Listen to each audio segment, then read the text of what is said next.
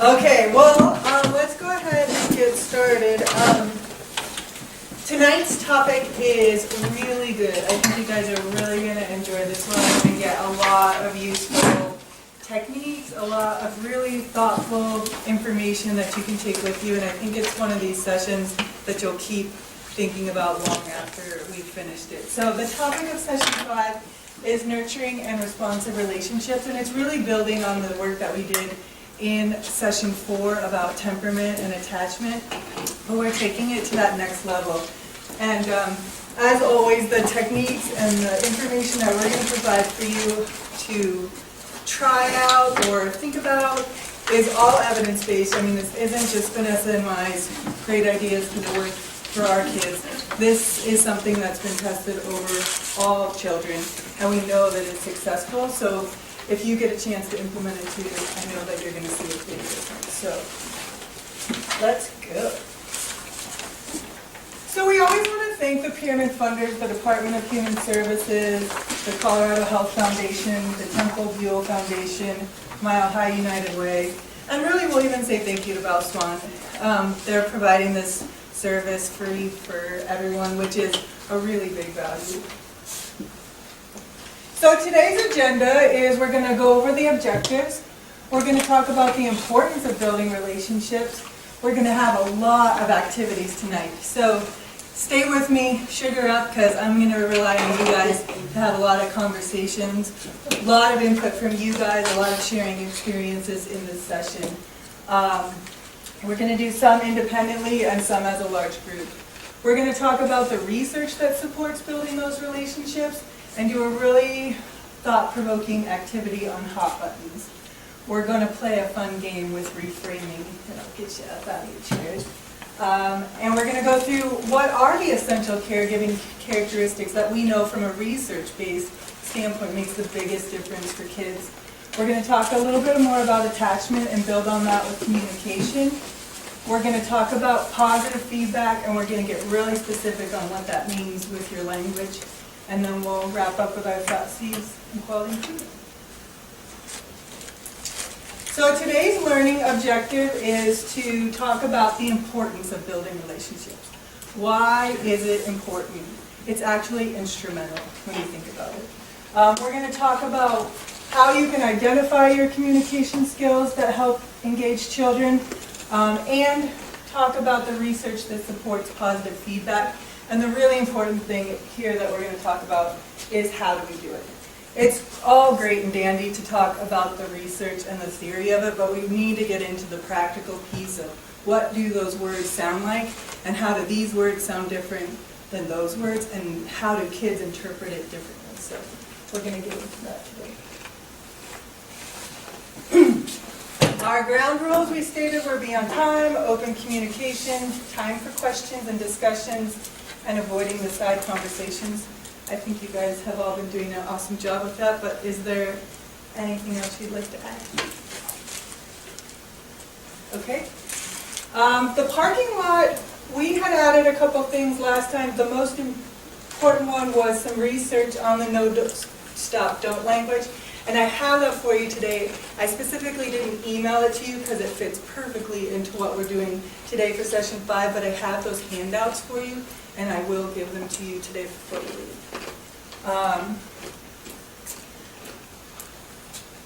Our handouts today are in your packet. Again, as with last week, I think some really meaningful handouts for you. The first one's just a reflective inventory. It's an activity that we're going to do in just a few minutes, so you can hold tight with that one. The second one is a reframing activity. We're actually going to do it together, not writing on paper, but keep this paper because it might be something when you're up early at 4 in the morning, Annie, you want to think about some of those ways that you might want to reframe some statements. The next page is an article from Cephal that just talks a little bit more about attachment. 5.4 is some strategies for encouraging language. We're going to get into this today a little bit, but this is an awesome reference sheet for you. Think about the language that you're using with kids, because I have a feeling lots of people tend to get into the same type of language encouragement skills and they don't necessarily branch out. So this might give you some ideas for trying some different techniques. This is a great one that you might want to just post up, the 7 characteristics of a responsive teacher. Just some nice bullet points that you could quickly reflect on, but definitely worth reading. This spreadsheet is talking about communication techniques, but I really like it because it has examples of word choices. People really, it's more meaningful when you can see the language examples in detail. So it talks about different ways that if somebody's having a particular behavior, what strategy you can use, when you would use it, and an example of how those words might sound. And then this is an article from Taxi with the little taxi cab at the top. This is a nice one for you, as well as perhaps sharing with parents, strategies for promoting, nurturing, responsive relationships with infants. I think this is meaningful for parents because it breaks down those age groups, so it's really nice for them to see what's appropriate for those particular ages and when their child moves on to another one. The last handout has the sun on it, and it's just some other ideas to remember about positive teacher-child relationships. And 5.6 is awesome. Not all of the chapters have this, but this is a checklist. I encourage you all to use this. You can do the checklist. You could ask someone to come in and watch you and do the checklist. It's a really great way to kind of double check the things that you think you're doing are actually happening. And some of it's a self-reflection that you can check that you're doing it, but other times it might be worth having someone else help you out. The last one is an action plan. We'll reference it a little bit later in the conversation. And the last one's just some more resources. Again, that 0 to 3 website that we talked about last time has some really nice tools that you could use personally or to give to your families. And the last one is just the thought sheets. Is 0 to 3, is that my backpack? No, backpack, actually, Allison and I are the authors of the backpack. Oh, okay. So we partnered with Taxi and wrote 25 articles that are handouts for parents, for teachers to give to parents so that they can start implementing the strategies that we're using in a classroom. They can start translating how those make sense at home. So if a teacher taught how to share or about being angry or something, you can give those to your parents and say, hey, we talked about sharing today, we're working on it at school, here's some ideas or tips for you using it at home, and it tweaks them so that they're appropriate for the home environment. And again, it gives them really specific language to say, like, here's this little situation, you're playing with trains, here's what you can do and say. So I think they're a really nice resource to have. And the other thing is it's a nice thing for you as a teacher to toot your horn and show parents, we're really working on some important stuff here and I'd like to partner with you. Vanessa will get into it a little more. The next session is about partnering with families. But so if you go onto Taxi's website, you can download any of the backpack series. There's four categories. Social emotional skills, like how do you tap to get attention, how do you share, how do you trade. There's emotional handouts on like feeling frustrated, angry, sad, disappointed. There's another section on challenging behavior, somebody's biting, somebody's hitting, things like that. And then there's another one that's about routines and expectations. How do you give clear directions? Maybe you know that your families aren't doing that, or a family in particular is, but you hand them out to everyone. Like here's some, or there's things about mornings and bedtime routines, which maybe I've had families come in and share with me that they're really struggling to get out the door in the morning. So I can print off one of those and just say, here's some tips, read at your leisure, and maybe that's something you can incorporate. But yeah, 0 to 3 is actually more focused on toddlers. And it has a lot of materials to print off for families as well. So, but they're both great resources. Okay, so that's our handouts. Again, I've got a break planned, so we won't miss that. Bathrooms at either end. Vanessa made homemade cookies and spoiled you with a lot of different snacks, so that's good. And the other thing I was going to say was, I heard through the grapevine last night when I came here to get things, I ran into Kathy Moyer, and she was setting up for the EQIT class that meets on Mondays. And I found that our very own Dee Dee comes on Monday nights. So I am giving her the super student chair award. She should really get a second something more comfortable since she's been here for hours. Yeah, they did all day Saturday, then she came last night, and now she's here again, so. I thought when you were saying you were here on Saturday and they did the potluck. You had mentioned that, and I meant to ask, and I was like, wait, why were you here on Saturday? We didn't eat, did we? Super teacher. Yes. That's a lot. That is a lot. Okay. So, when we talk about nurturing relationships, one of the things you want to keep in mind is that this is a universal topic. And even though it's at the bottom of the pyramid, it's built in everywhere. Special class building blocks, leads, they all have those components built into their strategies too. They partner with families, partnering with the communities, the inclusive piece. It's all in there. And what we're really doing when we're teaching these skills is by mastering these bottom levels as we go up in the pyramid, we're chipping away at any potential for challenging behavior so that you aren't even going to see it. You know, dealing with it's going to be easy because we're only going to need to address that top 1% that floats to the top. So tonight, you're going to take one huge chunk out of challenging behavior because we're going to prevent it before it even happens. So the term relationship, defined in the dictionary, is an emotional or other connection between people. I kind of feel like it's a spark. It's like a fire, a slow burning fire. It starts with that spark, and it just burns and burns until you get it into that slow, those embers that take a lot to extinguish. I mean, you'd have to do a lot to really damage a strong relationship. But it starts with that spark. And I'm going to pause for a second and tell you a story. So, gosh, a lot of years ago, Vanessa and I had a little girl that came to our classroom. Her mom was exhausted. Her mom was sad. Her mom was frustrated, overwhelmed. But she had a little girl who clearly had something going on, but nobody could help her out or identify it. Nobody had any clue what was going on. And she was 2.5 maybe.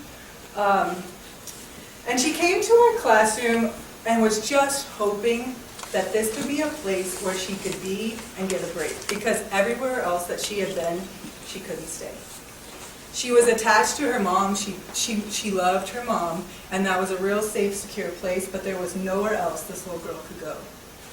So she brought her into our class, and she dropped her off, and went over, we have this little corner with a library, and it has a little half wall right there. And she would go over to the library as soon as we'd like peel her off of her mom.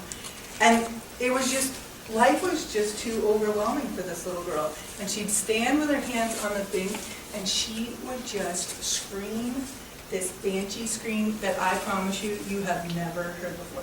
I've heard lots of kids screams, nothing. I mean, this was like gut-wrenching, primal fear, overwhelmed, like the whole school could hear it. And she'd do this for the whole time. And it got to the point where, we're trying to teach, the poor other kids in the class are just trying to truck on with this. But it is, we're not making any headroads. And I said to Vanessa, we're going to have to keep trying. We got to figure this little girl out. Like, her mom needs us. This little girl needs us. And so I said to Vanessa one day, I'm going to take her outside. I'm just going to see if maybe playing on the playground first can kind of get her back into regulation.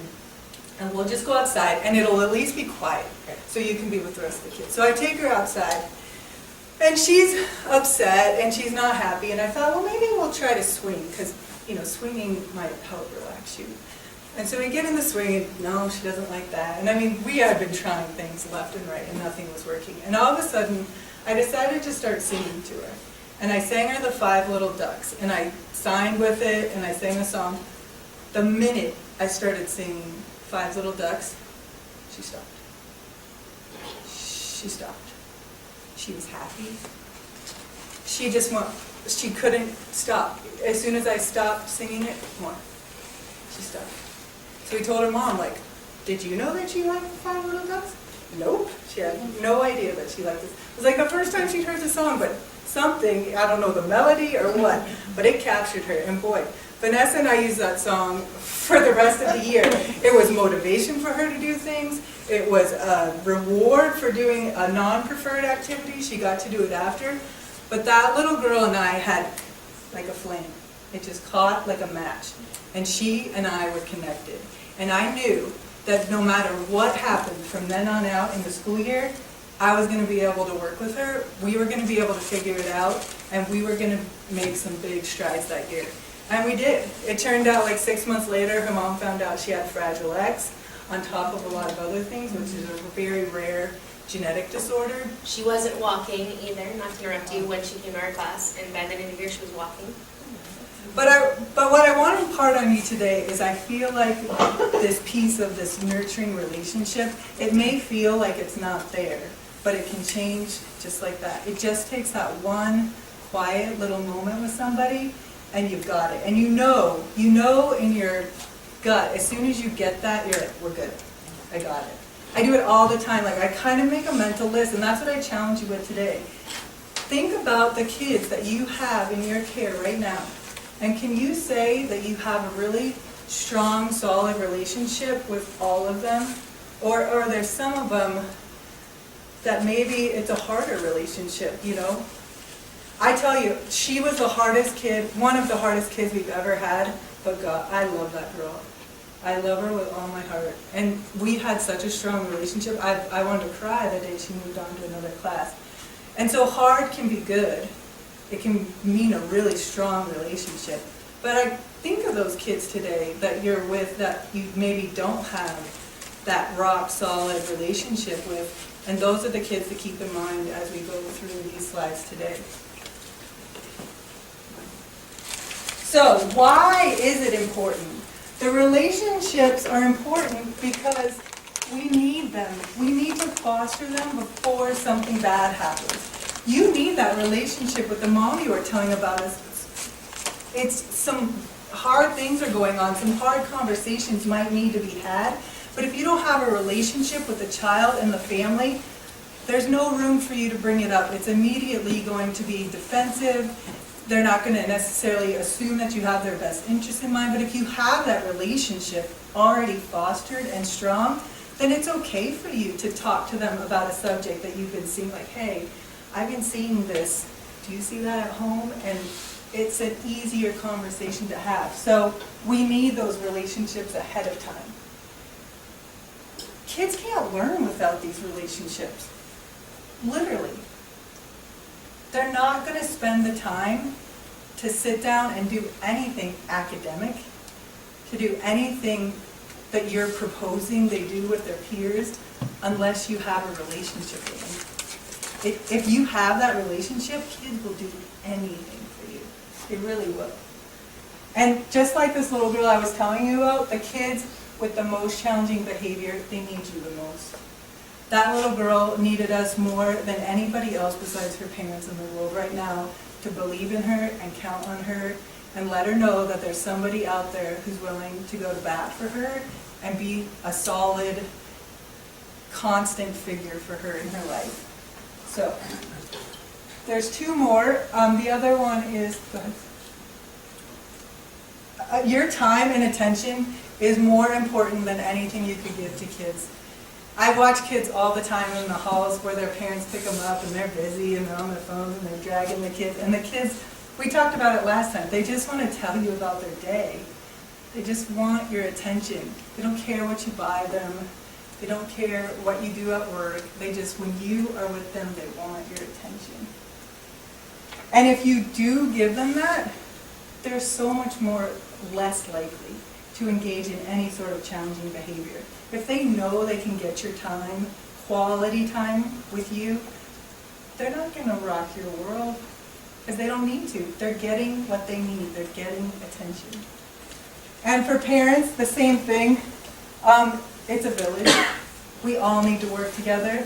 I mean, it couldn't just be this poor mom that I was telling you about. She couldn't do it on her own. It was too hard. So we all can work together to support, especially the kids who have challenging behavior.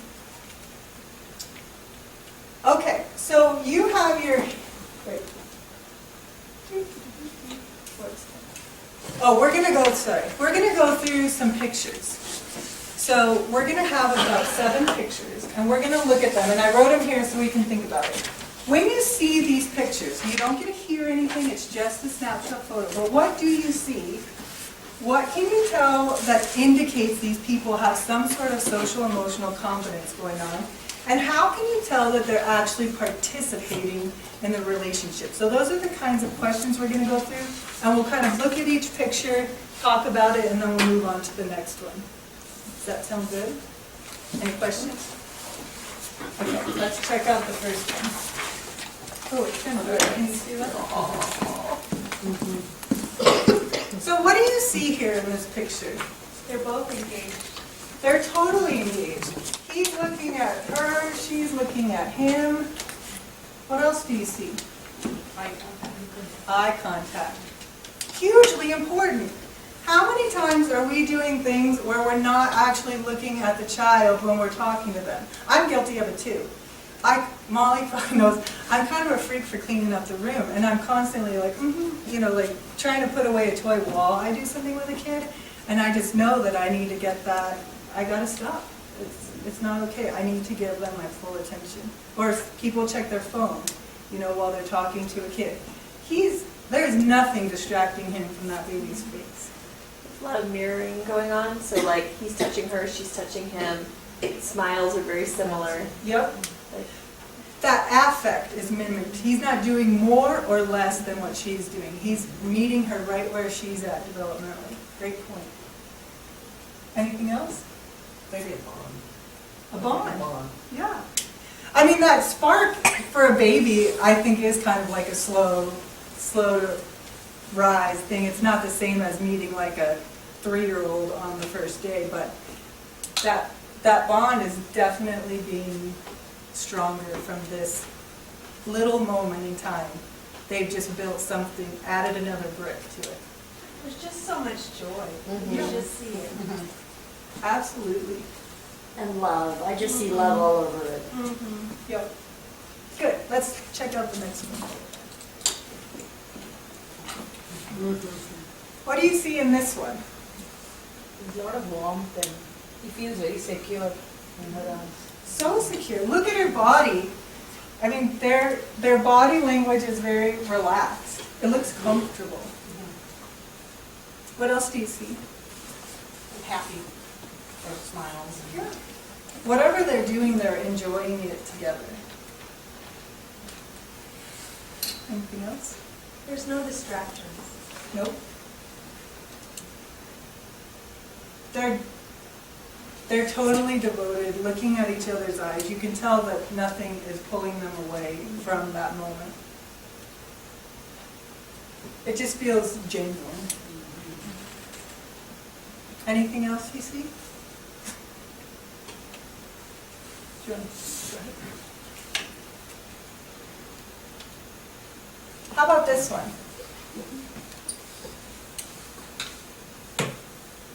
He loves her. He's definitely watching her. I see the mirroring again. Look at her lips and like what she's doing, and look at the babies. They're exactly the same. And it almost looks like they're having a conversation. Whether they are or not, we don't know, but their affect is showing that they're participating in a conversation, whether there's words or not. What else?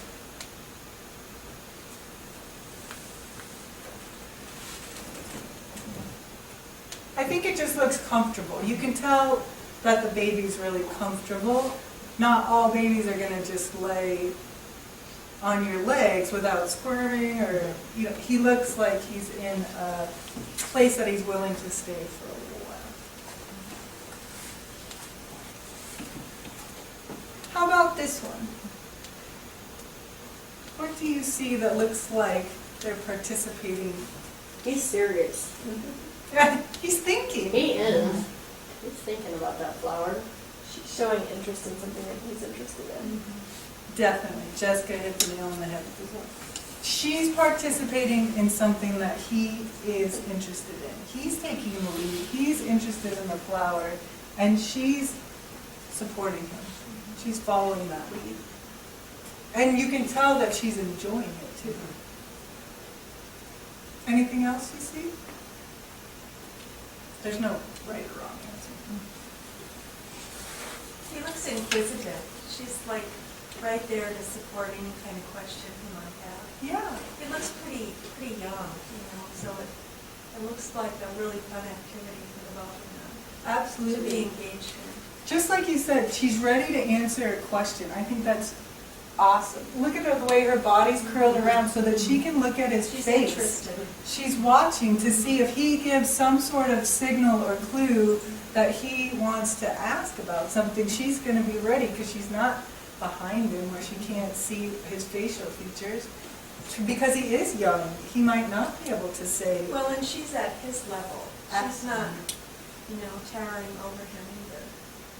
Which, another great point. I mean, I'm 6'1". It takes a lot of mental effort for me to remember that I need to get down on their level. That's a 4-foot difference for some of them. And that floor time, that bending down makes a huge difference in the relationship. I forget that a lot. We all do. I need to really remember that though. It's amazing how it works. Get down there. Yeah, I do get down, but I forget a lot.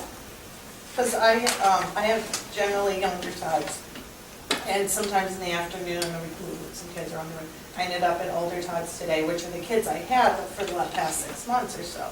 So I walk in the door and I was like a rock star. And they're like, I had 5 hugs immediately, and it's like, I don't see them all day, every day anymore, but we have that relationship because they were the ones on my lap every day for the last 6 months. And, you know, it's like, oh, They missed it. yeah.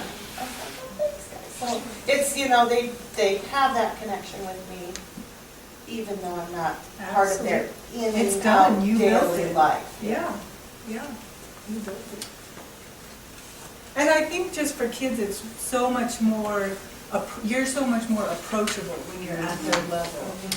I mean, you can only imagine what it's like to have to look up at someone and talk to them. It's kind of a little off-putting. You'd Well, rather- it's an invitation. I Yeah. feel like you said, where there's we're putting toys where they're busy here, busy there. Sometimes just take that breath, sit down, and 5 kids on your lap. You know, they just like, oh, you have a minute for me, thank you. You know, and they take advantage of that. You have time with me. Absolutely. Great point. It was you. What do you see in this picture? Group hug. Group Yeah. hug. They're just So happy. sweet. I love that little child in that yellow shirt. Yeah, she's just enjoying watching it. The rest are like, when's my turn? Yeah. Waiting. And that kind of inclusion piece, I mean, it doesn't have to be just one kid that you work with. It could be a little group. We can all build our relationship together at the same time. It doesn't have to be just separate little moments.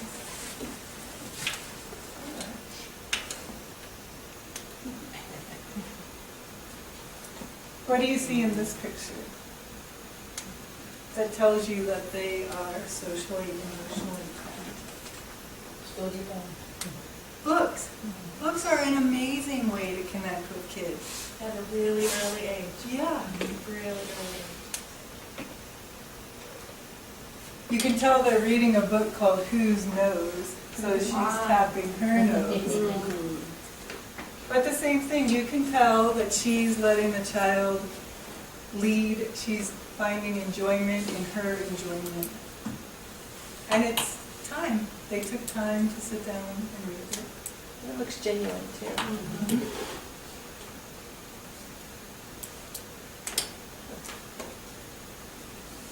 Last one. Oh my God. What do you see in this picture? Because it's not like the other ones. The children are kind of making that initial spark relationship together. I had that happen this afternoon. It was just adorable. I had the baby who was going to be 4 months on the 18th, and Henry's grandma was coming to pick up. And so she was sitting on the couch putting his shoes on, and the baby was just in my lap, and there was something that just tickled her with Henry, and she was so engaged with him. It was a crack up. And I have not heard her belly laugh before. And she just laughed, and he wasn't even doing anything really. She just thought he was hilarious, and so we just sat there and listened to it, you know. And she was engaged, and he was engaged, and tickled that she was laughing. It's so neat to see those relationships with the little ones, you know, with the big ones. Yeah. And it's just something that you know is going to be built on from now on. They just made that little connection. What about the parents? What do you see with the parents? They're happy to see They're it. enjoying it. They're really loving it too, just like you are. And you can tell this little baby's kind of reaching out to try to touch them. I think one of the common things in a lot of these pictures is that piece of touching, you know? We're not way far away trying to have a relationship with someone. All of those kids are in their lap, they're right next to them. Just the other day, yesterday, this little girl was just, I was reading her book, and she would just scoot her back so that she had everything pressed up against me. And I had to move to do something, and she just kind of backed. She was touching me, and if somebody got in her way, she was getting really frustrated. But part of that connection piece starts with being able to just feel, touch. So every child needs one person who is crazy about them. It's really true. And I know we've gone through this slide before, but you never know, you could be that one person. Oh, let's get the light. So this is actually for your first handout, the one that's on the very top page. It's called a reflective inventory. We're going to take a few minutes and we're going to look at some satisfying relationships in your life. What about them made them satisfying? How did that impact your relationship with your family, and how does it impact how you interact with kids now? So we're going to take a few minutes to go through these questions. You don't have to share it when we're done, certainly. You might pick somebody if you'd like to share. But this is really just for you, because we're trying to reflect on being that caregiver. Remember we talked about last time kind of being that detective. And if you know where you're coming from, and maybe some of the things that influence you, it can help you better meet the kids where they are. So we're going to take a few minutes and do this. You can think about some of the things that were satisfying in your relationships, but you can also use this tool to think about maybe some of the things were stressful, and that kind of impacts the way that you work with kids now. Does anyone have any questions before we get started? So when you're talking about a satisfying relationship, you're thinking about another adult relationship, or one that you've had with your kids? It could be any of those. I think when I did it, I kind of thought about growing up, like what was one of the satisfying relationships when I was growing up. Yeah, but if you want to use it as an adult, because I think if you think back, you know, how your relationship was with your family, you might find that you either do the opposite of what your family did, or you do the same thing that your family did. And maybe that's good, or maybe that's not the greatest, and this is a time to kind of reflect on it. Like for me, my mom was amazing, She was a kindergarten teacher. She ran her life on the pyramid before there was even such a thing. And so those things guided my principles. Being a mom and being a teacher, they just come intuitively to me. And it's been a tremendous help for me as a parent and a teacher. So I try to do things the same. But her mother was the total antithesis of that. And so she made it a point to do the exact opposite. So this reflection piece kind of gives you that insight to know where you're coming from and how it's influencing what you're doing with your kids. So let's take, I'll put the timer on 5, but certainly if you need more time, we can take it to do it. But I'll start it at 5. Did anyone else have a question? I have a comment. Sure. So, do you know what a reactive attachment disorder is? I do, a little bit. I don't want to like get on a rabbit trail, but my husband and I were therapeutic foster parents for years, 12 years. So, reactive attachment disorder is when you are a baby, when you're growing, and you don't attach to someone. And when you don't attach to, I mean, it can be a normal family, but there's just not that touch. Yes. So when we were in therapeutic foster care, the biggest #1 thing was eye contact. And so the whole reason I'm bringing this is to this. So my little 3-year-old that has just been a pistol since, I've had her since she was a baby. So she's 3 now, and it's just been like this for 3 years. But the biggest thing that I've been making her, that I've made her do all that whole time, is eye contact. And when you had those slides, I just was thinking about this. Her mom has no eye contact with her. And so I was thinking, you know, that's the first thing I'm going to do tomorrow. I'm going to ask her mom, I'm going to tell her we're really working on eye contact. Oh, and the backpack thing. You were saying, tell them what you're working on. Yeah. Because that eye contact, even a baby, even literally a 6-week-old baby, you can put up here and have eye contact, and they will have eye contact with you. Yeah. You can feel the 6-week-old baby. They can feel you. And, you know, I can't tell you how many babies we've had in our house as foster care. You know, and I would just bring them right up into that eye contact. And so I was just thinking about that. So I wanted to... It's like Penny wrote this session. No! We have a video coming up that you are gonna love. We're gonna be talking about it, not with that disorder name, but those exact skills we're going to be coming to very shortly. But you're right, that eye contact, and that's something you maybe reflect on from being a foster parent. That's part of your experience. So awesome. Thanks for sharing.